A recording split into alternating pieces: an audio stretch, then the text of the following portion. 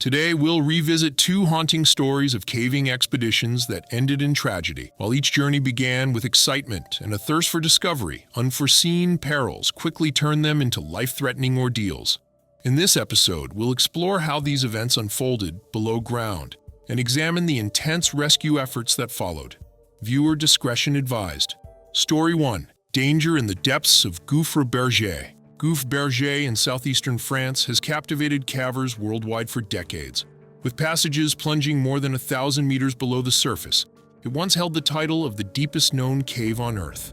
Even today, its expansive corridors, hidden shafts, and underground rivers attract explorers eager to test their skills in one of the most formidable environments beneath the surface. In August 2019, four seasoned cavers, Michel Leroy, Benoit Martin, Isabelle Gauthier, and Thomas Cheve, ventured into a remote section of Gouffre Berger to photograph rare stalactite formations rumored to decorate its depths. Their plan was to spend 2 full days underground, meticulously charting and documenting an area only a handful of people had ever visited. They began their descent early in the morning, steadily making their way down rope after rope along the cave's steep drops. As daylight disappeared behind them, they entered a lower gallery, where droplets of moisture clung to the limestone walls.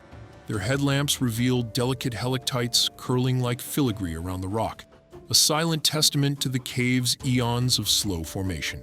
Michel, a passionate geology buff, could not resist pausing to admire these brittle wonders. Although everyone on the team had substantial caving experience, each was acutely aware of Gouffre Berger's notorious reputation. Sudden floods and unexpected passage shifts were common hazards here, and none of them wished to underestimate the cave's dangers. Deeper in, the passages grew tighter. Benoit led the way at one point, gingerly feeling the slick floor beneath his boots to prevent a misstep. Eventually, they reached a challenging junction where they needed to rappel into a chamber known for pooling groundwater. As they descended, water dripped steadily from the ceiling, echoing in the stillness around them. Conditions remained manageable, slippery limestone and a few small puddles. But an undercurrent of tension lingered, a reminder that this cave could transform without warning. Late that evening, the quartet arrived in a broad cavern with a soaring ceiling. After hours of squeezing through constricted passages, the roomy space felt almost luxurious. They established a makeshift camp, carefully stacking their packs on higher rocks to keep them dry and spreading out sleeping mats near the cavern's center. Dinner was a simple spread of energy bars, soup, and rehydrated meals. Isabelle used the moment to capture photos, her camera flash illuminating magnificent domes of rock overhead. The light revealed small streams trickling down the walls, an ordinary enough sight in a cave, yet these streams looked alarmingly robust.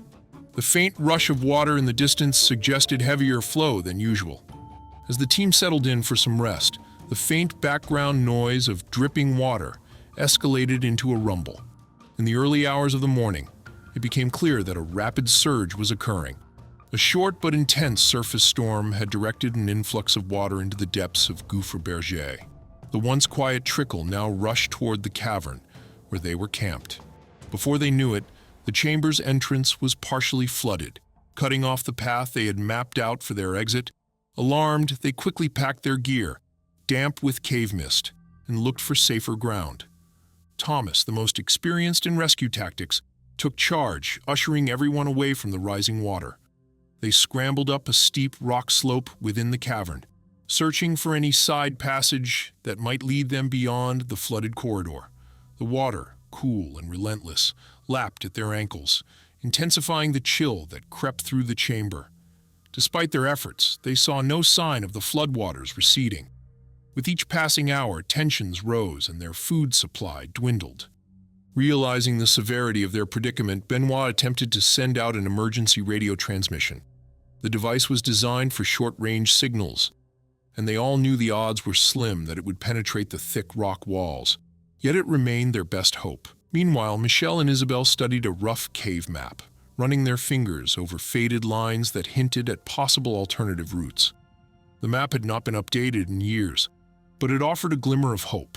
A narrow side passage might lead to a vertical shaft that, in turn, connected to a known exit.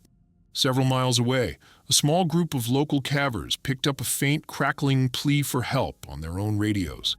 They recognized the call sign and wasted no time contacting regional rescue authorities. While storms raged above ground, an experienced cave rescue team assembled, equipped with ropes, dry suits, and specialized hauling devices.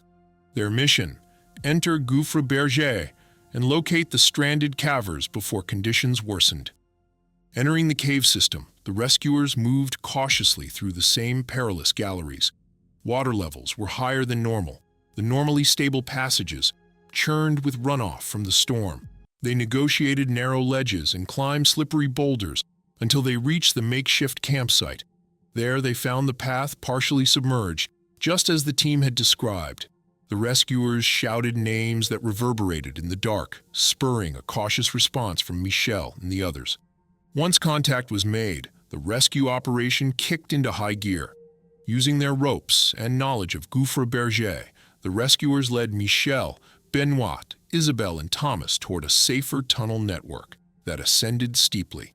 This involved setting up multiple rope stations and pulleys to haul gear and ensure that each person could climb out without succumbing to the powerful currents still coursing through portions of the cave.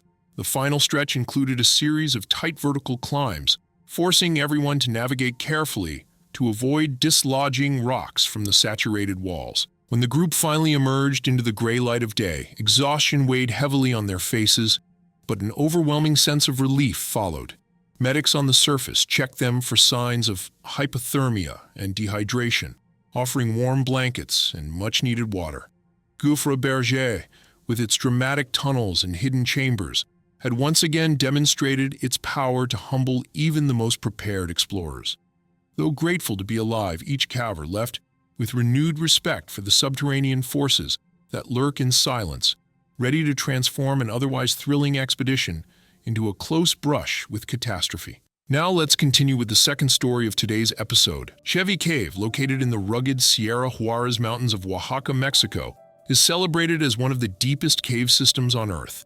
Its winding tunnels, dramatic drops, and unexplored tributaries have long tempted elite cavers from around the globe, each one hoping to extend the known limits of this subterranean maze. In January 2022, four determined explorers, Andres Gonzalez, Maribel Romero, Valeria Esquivel, and Oscar Santos, set out to survey a newly discovered passage rumored to reach even greater depths than previously mapped. From the very moment they passed through Cheve's massive limestone entrance, the team could sense the cave's formidable presence. Rappelling down the yawning mouth, they felt the temperature drop sharply. Their headlamps cast dancing shadows on jagged rock walls streaked with mineral veins, while the floor beneath them alternated between loose stones and slick clay. Andres, leading the group, provided steady guidance. He called out direction changes, graded each slope they encountered, and double-checked rope anchors. Though they knew Cheve Cave was fraught with peril, unstable rocks, sheer vertical shafts, and claustrophobic tunnels, the four cavers kept their spirits high. Each landmark they recognized from the maps, and each tight squeeze they conquered, felt like a small triumph in a vast alien world.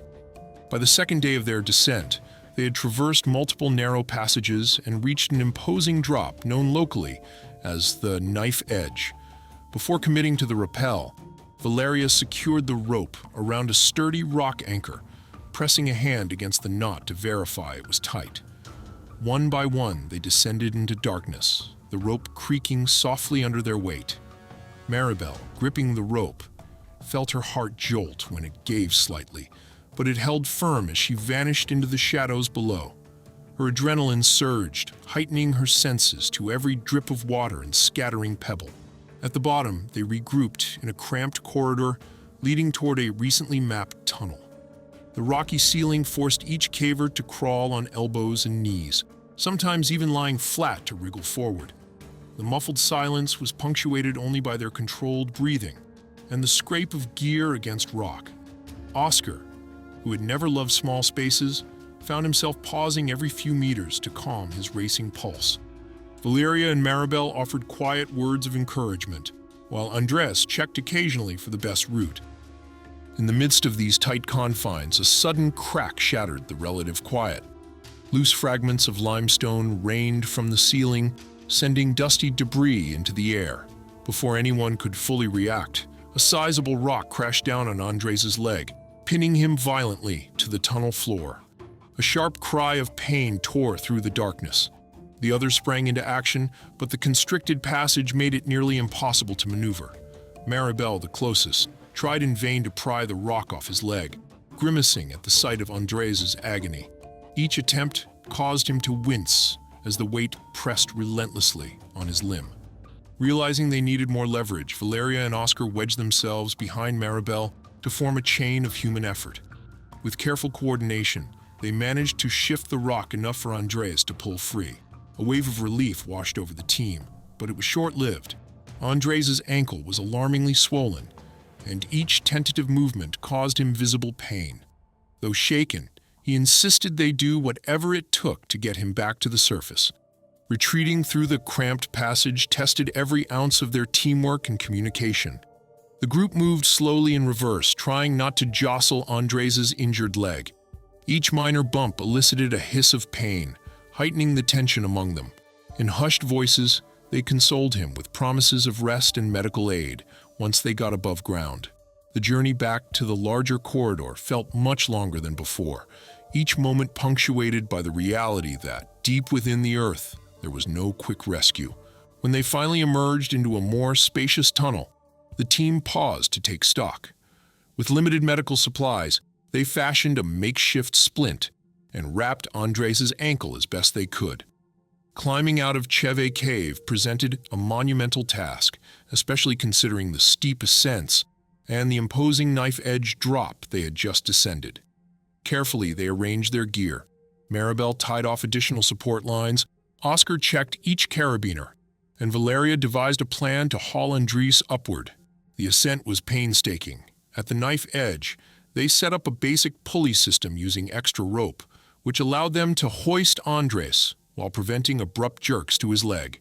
Sweat dripped down their faces in the cool cavern air, and their arms burned from pulling the rope hand over hand. Despite the physical strain, no one hesitated. Caving had taught them that survival hinges on collective effort. Outside, a small support team had been monitoring short-range communications for any sign of trouble. Once they received word of Andres' injury, they acted quickly, preparing first aid gear and a stretcher at the cave entrance. The final scramble to daylight was both exhilarating and exhausting, as each caver bore extra weight to free Andres from carrying too much. When they finally emerged, the dim sunlight felt glaring after days underground. Local medics rushed over, helping Andres onto a makeshift stretcher and checking his vitals. Though his injuries demanded medical attention and weeks of rehabilitation, the group knew they had escaped a far graver fate. A matter of inches could have made the difference between a badly bruised ankle and a catastrophic crush injury. In the wake of this narrow escape, they reflected on the raw power of Cheve Cave, a realm defined by constant darkness, unseen perils, and a harsh indifference to human plans. Even for the most prepared cavers, one shift in the rock or a single misstep can transform adventure into crisis in an instant. And yet, their experience reinforced why people continue to explore these hidden depths. There is an undeniable pull in uncovering Earth's secrets, a desire to see and understand what so few have witnessed, though it may come at a cost. Now, hit the like button, smash the subscribe button, and make sure to turn on notifications so you do not miss out our caving videos. And more importantly, watch this video right here because it's a perfect fit for you. I'll see you on the other side.